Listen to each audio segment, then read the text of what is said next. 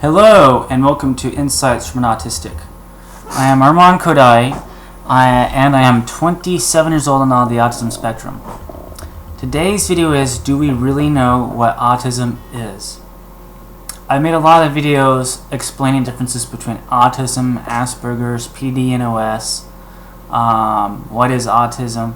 I probably have 5 or 10 videos or more trying to define autism and narrow it down and pinpoint it so people can understand what is autism. And I've made 400 videos. And in those 400 videos, I have, tried to define the various aspects, the stimming aspects of autism, the eye contact, everything under the sun. Now today I'm going to try to broaden everything. I'm going to try to say, do we really know what is autism? In the 1940s, the autism diagnosis first came out. A year later, Hans Asperger's came up to similar conclusions, and but they didn't get released in the U.S. until I think the 70s, 80s, something like that. I think 70s. And in the early, 50s, 60s, there was classic autism, which was this very narrow definition. And as time went on, the definition got changed by, Psychiatric Association or whoever the heck makes the changes, like the DSM. Like you have the DSM-4,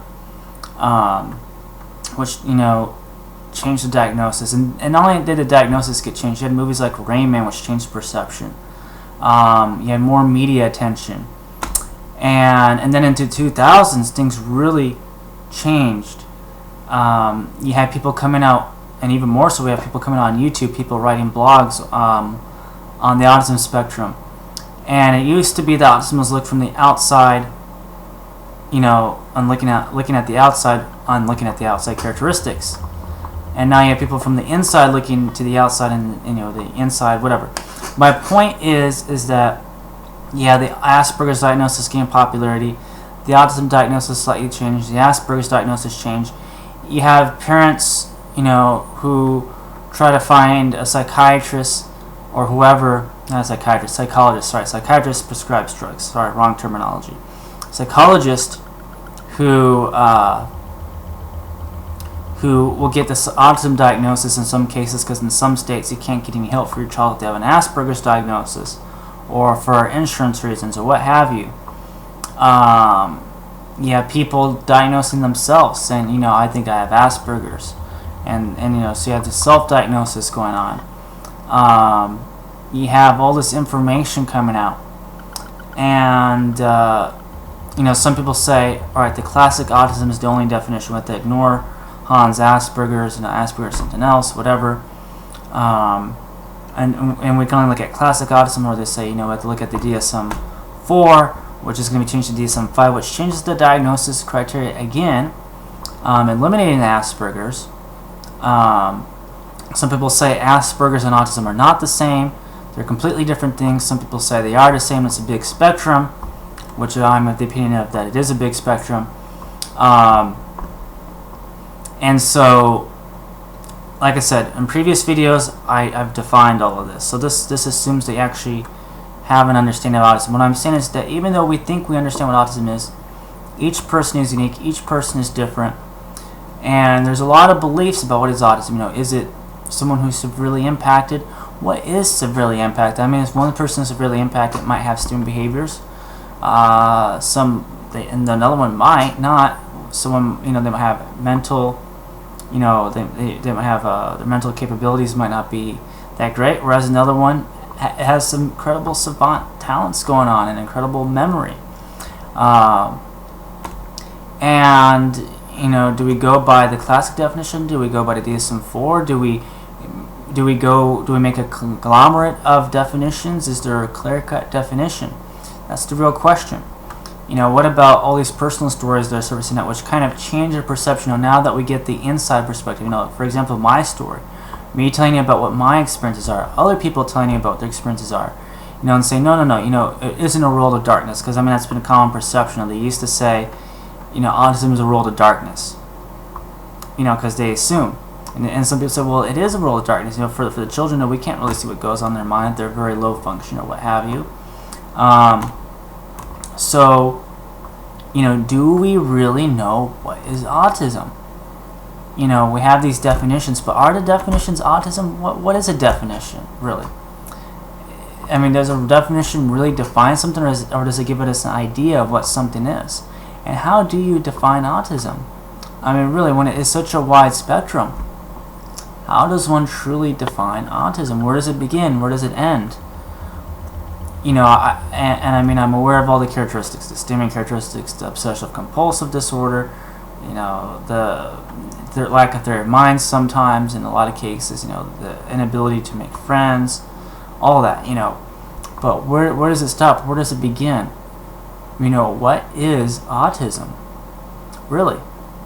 What is autism? I think there are stages of expertise. The beginning stage is that you don't know anything about a subject. So you research it, you devour it, eat it up, you try to find out everything you can. And after you've done that, you reach the stage of, oh, I know everything there is to know about that. And I think a lot of people reach that stage, but then they don't move past that. And the truth is that you can't really know everything about it. If you reach the stage and you say, I know everything about it, you don't. The truth is that we never know everything about something. And autism is something that one can never truly know about, because it's really so personalized and it's so individual. And insurance companies have their own definition, schools have their own definition, psychologists have their own definition, parents have their own definition, people on the spectrum have their own definition, and even though there's some common ground, there's a lot of you're right, I'm wrong kind of thing going on. Some people saying, if you're not low functioning, you have autism. If you're, if you whatever, Asperger's is autism. Asperger's is not autism. PDD-NOS is autism. PDD-NOS is not autism. Asperger's and autism should be the one diagnosis. It should only be autism. It should be separate. All of that kind of stuff. It's a mess. It really is. But the truth is that if you think you understand it all, I think that's the ultimate part. So when you reach that point where you say, okay, I once thought I knew everything, but now I realize that I know nothing. And I realize now that's what the truth is that I know nothing about autism, because it is so varied, it is so unique, it is so individualized, that autism is not something that can be just defined. And that's autism, you can't just define it and be like, point someone's, oh, that's autism. No, it's deeper than that. It's much more than that. So why make this video? Well, I'm making this video because I want to challenge you. I want you to think about what autism is. I don't want you just to go out, get a definition, and say what someone else is autism. No, I want you to come up with your own conclusions. And I want you to move past beyond what you see in your child, or what you see in yourself, or what you've read in books, or what the media says. I want you to move beyond that and accept a wider definition, to think bigger than the box. And so that's the purpose of today's video.